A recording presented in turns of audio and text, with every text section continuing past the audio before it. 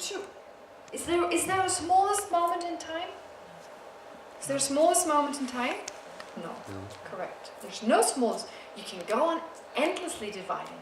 Conceptually, I mean, not that we can actually physically do so, but actually you cannot posit a smallest moment in time. Because if you have one very tiny moment, you can again subdivide that into former, middle, and last moment. Because if there was the smallest moment in time, what would be the problem? Time will stop. And it would be an inherently existent moment. That too. On top of that, you could never take many moments and add them together.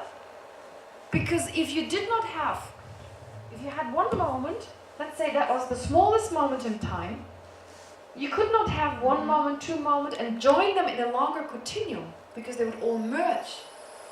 Why? Because if you have a moment, let's say this is a very small moment, you have a formal part, an ending part, and the middle part. And then you can do that with each part, kind of, you can divide it endlessly. But then to join them into a longer continuum, you can only join this side, right, with this side. So in order to have a continuum, you have to join the former moment with the former continuum and the later moment with the later continuum. Does that make sense to everyone? Not really? Okay. If there was the smallest moment in time, right, a very, very small moment that didn't have, if you could not think of a former moment to that and a later moment to that moment, then if you wanted to add another smallest moment in time, you could not have a longer continuum because they would merge. Because there wouldn't be the former moment is added to this side and the latter moment to this side. You couldn't. They would all merge into one. Collapse upon each other. They would collapse upon each other. Oh, great. That's a great way of saying it. I never thought of that. They would collapse into each other. Does that make sense? Therefore, there's never a smallest moment in time. Okay? So let's just agree on that, even if the reasoning may not be clear. There cannot be a smallest moment. So you can divide each moment. I mean, my drawing is so coarse. Of course, it's so many moments. So when exactly did the sprout come into existence? When is the exact moment? The exact moment. We cannot name it. You can't find it. Because there is, every time you have one moment that is the exact moment, you can subdivide it. You can subdivide it. So, even though the sprout is produced in dependence on causes and conditions, right? Here, okay, cause here, sun, water. That's the Israeli way of watering the fields with the drips. Anyway, so therefore, all is coming together. It seems it exists. The sprout exists. It depends on causes and conditions. However, when we look a little closer, and that's what we've done before. There's a way in which we look very close. It's called ultimate analysis. Or we just look without analysis. We just, how ordinarily, conventionally, we perceive it. Okay? So conventionally, there is a moment in time when from here you get a sprout. That's the conventional. But when we start looking, what was the exact moment? Cannot find it. So, when we start looking for the exact moment, we start looking for something inherently. The moment we start looking for something, wow, what is it exactly? What's the exact moment? When we try to be exact, we start looking for something intrinsic. We're not satisfied with just the conventional kind of idea. No. We look for something really there. The exact moment. Cannot be found. The exact moment. Actually, if you cannot find an exact moment, you cannot find an exact seed, sprout, really, who would say. Actually. So we cannot find an inherently existent sprout, because if an inherently existent sprout were to be found, we would have to be able to pinpoint exactly the moment when it was a sprout. But the problem is, on top of not finding the exact moment, we don't agree on the exact moment when it is a sprout, do we? No. Someone would say, well, that's when it's a sprout. Let's say there's all these moments in between. Someone else would say, no, that's when it's a sprout. If it was an inherently existent sprout, we would all agree that's when it's a sprout. exactly in that moment it's a sprout, and before it wasn't a sprout. Does that make sense? Does that make sense? A little bit? Do we have to agree on something for it to exist? Whoa, very good question. Do we agree? Do we have to agree on something to exist? Let me give you the answer, just for you to think about it. It only exists because we agree on it to exist. That's the convention.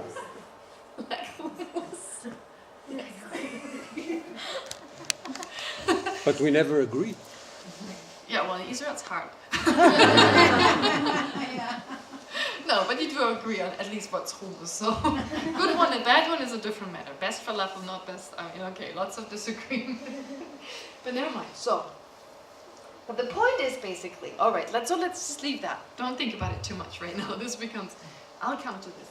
But the point is here really, though, conventionally, we can say when we just, without much analysis, we just look at the world. This sprout comes into existence on dependence on parts. Okay, no problem. When we start looking closer, the exact moment we can't, because here we talk about production. That's related to time, right? Related to time. There's a time when there's no sprout, and there's a time when there is a sprout. Okay, it's related to time. Therefore, we need to be able to pinpoint an exact moment, which we cannot do. Which is just another proof that it doesn't exist inherently, intrinsically, objectively. Okay, does that make sense so far? It seems very confusing, and that's what it is. It is confusing. Why is it confusing? Because it's not confusing. It's actually very clear for someone who has understood it. What is confusing for us is that we cannot. For us, if something exists, it has to exist inherently. So now we're trying to take it apart, and either we stop seeing it, or it exists inherently. We fall into one of the extremes, which is good. At least, before we were always in the other extreme. Now we start moving into the extreme of possibly nihilism, which temporarily, no problem. But then we try to get back and try to balance it out. So it's about finding the middle ways, not falling into one of those extremes. Okay? Alright, so let me continue. I really just have a few more minutes left. I promise just 15 minutes. Okay, so that's just the first type of dependence. There's another type of dependence. Dependence on parts. Phenomena are dependent on parts. So this level of dependence is a little more subtle. So the first one has to do with time. Slowly something is being produced. Now we look at the actual object that's already produced. This structure, the eye, so forth. Okay. It refers to this level it refers to the fact that all phenomena are dependent on their parts. This is dependent on its parts. So before I ask you what is the truck, but let's not look for the truck right now. Just think, okay, truck exists and it depends on parts. Okay. And there are different parts. There are two types of parts. There are spatial parts and temporal parts. Does that make sense? Temporal parts means that there are moments in time that this truck exists. It doesn't just exist for one moment. It has many, many moments. Alright? So let's say this truck exists for 10 years. Right? Okay? So it exists for 10 years. So it has many, many temporary moments. Many years, which can be divided into months, which can be divided into weeks, which can be divided into hours, days, hours, These seconds. hours are a part of the truck. They're part of the truck. Yesterday's Michael, today's Michael, and tomorrow's Michael, all parts of Michael, right? Okay.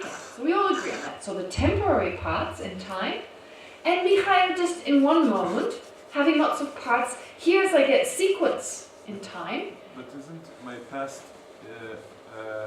a condition to... first you call it a condition, now you call it a part. Isn't it the same? Okay, I'm looking at it just from a different perspective.